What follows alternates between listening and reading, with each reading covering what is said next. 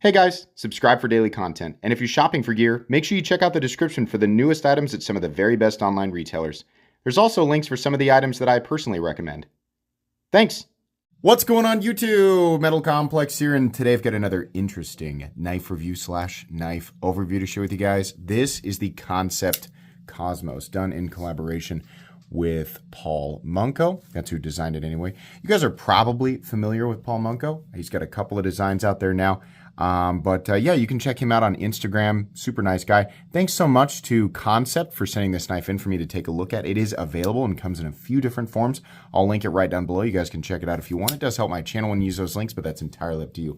Thanks to my patrons for supporting me, and please make sure to follow me on Instagram at metal_complex. Let's go ahead and get a measurement of this knife. This is definitely a little bit, well, a lot of bit different from what we normally see aesthetics-wise in the knife market. And that's typical. I would say it's typical Paul Munko. It's kind of hard to put a finger on his exact style. It's just every knife that he does is not only different from the previous design, but it's also quite a bit different from what we normally see, you know, like I said, in terms of the knife market. Let's go ahead and get the full length here. 8 inches. Blade length is coming in actually over, just slightly over 3.5. Cutting edge, that's 3 1/8. Let's go ahead and do some size comparisons. Any custom skills you find can be found down in the description under Original Goat and others. So up against the 80-10 and the 80-20.5. It's definitely longer than the 80-20.5, but it's just not quite as tall, I guess. It's I guess a little bit more of a slender body, nowhere near the same size as something like the 80-10. Let's put it up against the Spyderco PM2 and the Spyderco Para 3. A little closer to the size of the PM2. Again, more slender. Cutting edge is actually very similar due to the forward choil being placed in a really similar position. You know what's funny? Look at the ergonomic lines here. It's not exactly the same, but it is very similar. I didn't realize until just now that it has, you know, except for this swell in here, it does have similar positions to the PM2. Quite a bit bigger than the Para 3. Let's put it up against the Benchmade Griptilian, or in this case, the Ritter Hogue and the Hogue Deca. Similar to the Deca, only in terms of blade height and handle height. How is the action? Kansept does a good job. If you're not familiar with Kansept knives, they do manufacture knives in China. But it's sort of the, if you're coming back from a long break in the knife world, right? It's been 10, 15 years, or you're new to the knife world, you might assume that Chinese knife manufacturing means it's not very good. Quite the opposite in a lot of cases. Some Chinese companies are producing knives that are better than literally anything else on earth in the production tier. Kansept does a very good job and makes a very premium knife. We have titanium. We've got sort of an Arctic fat carbon of some sorts. It's layered carbon fiber. It looks really cool, actually. And then we have a titanium pocket clip, titanium backspacer, and CPM 20 CV for the blade. Not sure exactly where they're heat treating it, but Kansept, I believe, generally does a good job. So I would venture to guess it's kind of that industry standard 59 to 61. CPM 20 CV is made in the United States. It is not Chinese CPM 20 CV. That doesn't exist. They get it from Crucible. So that's just some information for you there if you didn't know. Yeah, we definitely have premium materials, so that's nice. Weight on this guy. Oh, wait. I said action. We just didn't do it. The action is very good. It only has one means of deployment, which is back here. It's just a low profile, sort of light switch only flipper tab, but it works and you can get the full satisfaction of the flip. The leverage is much better than you might expect with just barely anything sticking out there. I think maybe the jimping could have been a little bit deeper, a little bit more aggressive, but as it is, it's fine. It feels like you're getting the full throw of the blade and it sounds good. Releases very well too. The action inside the pivot is also very smooth. This thing is dropping shut on its own, which is nice. I think it might be a little bit the weight of the blade, but also Kansept just doing a good job with the knife. So let's go ahead and weigh it. Oh, and by the way, I think the detent is also nice. I would call this, I'm going to say this is about a medium heavy detent, but it's correct for the positioning of the flipper tab. This isn't right. What's going on here? Let's turn this off and turn it back on. And then get out of milliliters. Let's go to ounces. There we go. Welcome to the Metal Complex YouTube channel. 3.28 ounces for 3 1/8 in terms of like cutting edge length. But that's pretty good ratios considering the overall blade length. Not unhappy about that at all. Balance on this knife is going to be actually right behind the pivot. The balance is really, really good on this knife. So some people care, some people don't. There you go. Let's measure the blade stock thickness real quick, and then we'll do a hardware check and move on. The blade stock thickness on this guy, what is that, 130? 135. 135 thousandths. Right in the smack dab in the middle of the road in terms of the average pocket knife. Let's go ahead and do a hardware check. I'll get out my tools. As per usual, my tools are very inexpensive and very recommendable. You can find them right down in the section of my description that talks about the tools I use on this channel. Most likely a T8 pivot, and that's the case there. And then we have a T6 screw for the lock bar insert, which is fine. You don't need to be getting in there. And then we have a couple of T6 screws for these overlay scales. And then there's most likely at least 2 more T6 screws holding the frame together with the backspacer. So more screws than what I normally consider to be like minimal.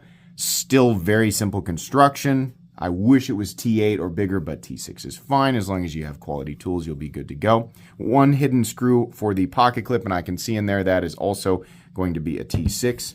As long as you have the right tools for the job, yeah, you'll be able to get it apart. All right, meat and potatoes time. This is a weird looking knife, man. Absolutely. The curvature of the handle, the curvature of the blade, it's interesting how the angle of the handle is very different from what I normally see. Not completely and totally uncommon or unique. It's not the first time that this has ever been done. How does that translate to ergonomics? Well, yeah, I mean, it works, right? You just have the blade sort of angled up, so it just feels like a different angle, right? Like the pressure that you're putting on the spine of the blade, I guess, is more immediate. That's what I'm getting, right?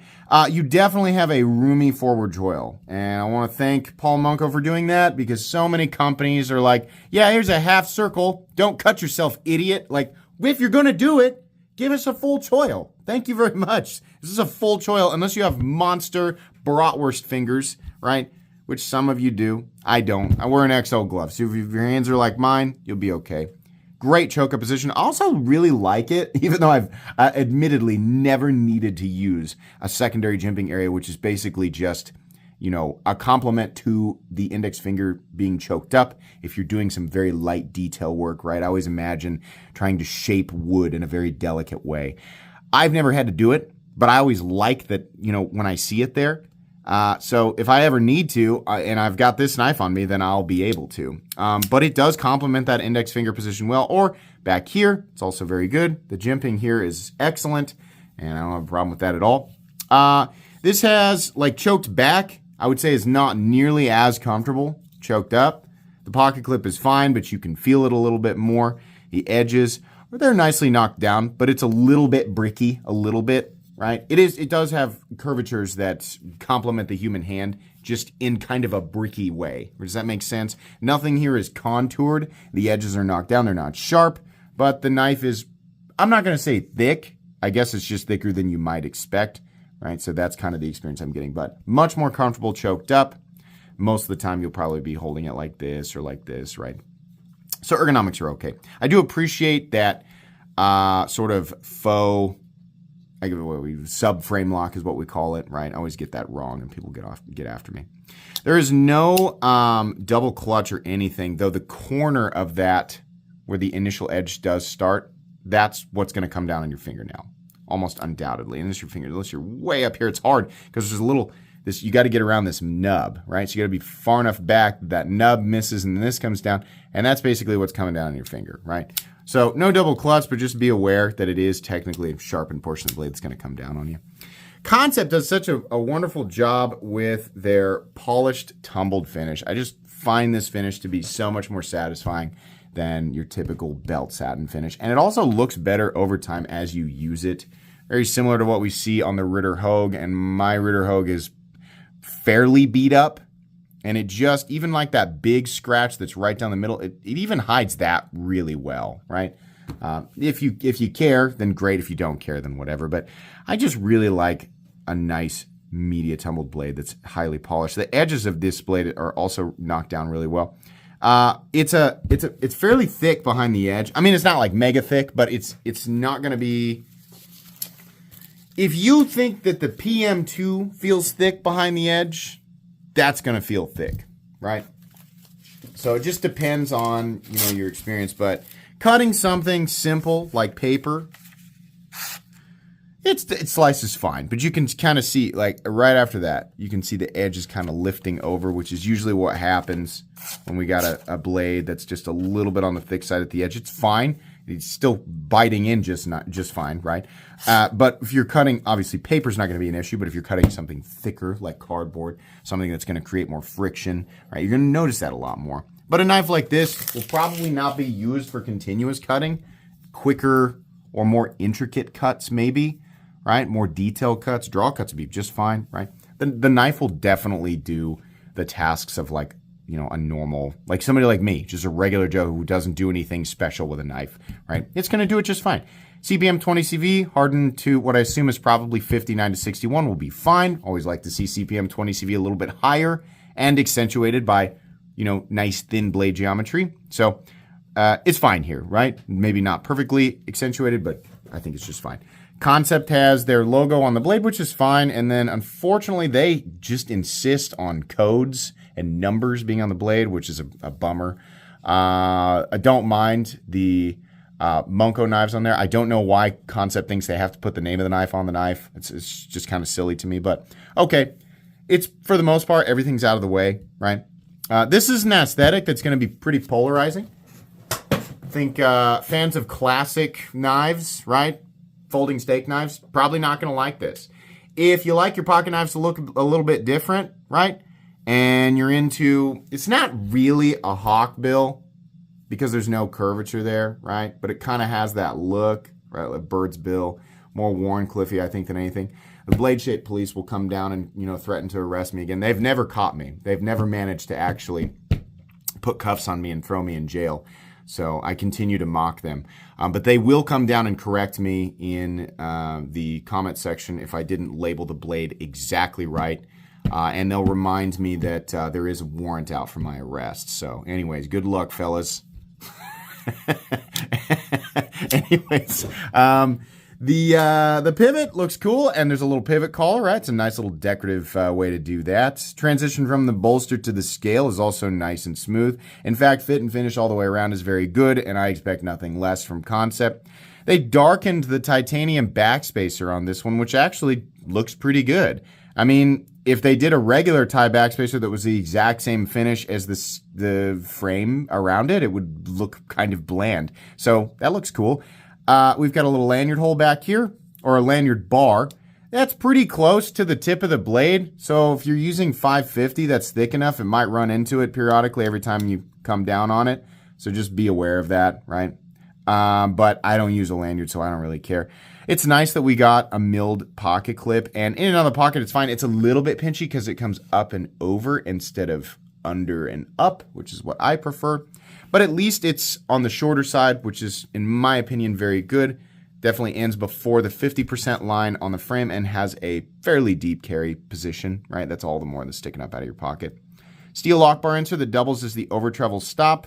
We have an internal stop pin that's attached to the blade. You can see it following the blade there, riding on little channels that are carved out on either side of the titanium. You can actually see them in there. That means that the stop pins are contacting two different sides, right? This side and this side versus a traditional stop pin that's just one contact point, right? That's nice because it maintains solid lockout while giving you the ability to adjust the action a little bit, make it a little bit smoother. That's my experience there. We'll also slightly mitigate pressure away from the pivot during some weird, rare, twisty cuts, but not really anything you're going to notice. There is no blade play. The knife definitely survives a light triple tap, which is all that's required here. We have no lock stick, a little bit of friction, but not quite stick. Not an issue. No pivot lash, nice and smooth in here. Kansept doing a good job. And a light, somewhere between a click and a thud, a clud, but it's fine. You can hear it. It's audible. And we have perfect centering with no detent lash whatsoever. Base price of this knife, if you buy the micarta version, comes in at $179, which is cool because it's the same blade steel, right? You can get this version you're seeing here for $199, which I don't think is bad at all, considering we've got an interesting scale material, titanium backspacer, titanium clip, quality manufacturing, CPM 20 CV steel with a nice polish on it. Had to get that last part of that sentence out before I took another breath. Yeah, I think it's fairly competitive. I think the most impressive thing to me, you guys, you got to catch them quick, but whenever Kansept drops new models, sometimes they do a Timascus version of it. And the price is always really great. If you don't know what Timascus is titanium Damascus. 2 different compositions of titanium that anodize at different rates, so you get this beautiful aesthetic, right? It's expensive stuff, absolutely. Getting the Timascus scaled version of this knife, and it's just like 2 scales, but it's still a lot of Timascus. It's like $299. It's like $100 more, which is, if you love Timascus, that's one of the, Kansept is providing some of the better deals for Timascus that I've ever seen. Some of the best, right? So, super cool. Lots of other companies would use that as an excuse to charge $300, $400, $500 more. Kansept's like, nah, $100 more, you can have that. So that's cool. But all of the pricing on this knife, like whatever variant you get, it's all very fair. The knife itself is going to be super duper polarizing. Like, people are either going to love or hate the aesthetic, right? If you love the aesthetic, it's very well made. I think it's priced properly. It's kind of okay ergonomics, better in the choke up position, really nice. Forward choil there, and it's nicely balanced, flips nice, right? It's produced very well. But if you're not absolutely in love with the aesthetic, then obviously it's not going to be enough for you to pay $200 for. As a tool, it's fine. Not necessarily my favorite thing from Kansept or from Paul Munko, but it's a decent knife, right? That's really all I have to say about it. It'll be linked down in the description if you guys want to check it out. That's going to be pretty much it from me today. Please make sure to follow me on Instagram at metal_complex. If you enjoyed this video, leave a like. If you'd like to check out my other content, I do, of course, have lots of videos of knives that are either expensive or inexpensive that I do or don't like, so check those out. And if you enjoy all my content, go ahead and click on that Metal Complex logo right there and subscribe, because there's definitely more coming. Thanks again for watching, everybody, and have a great day.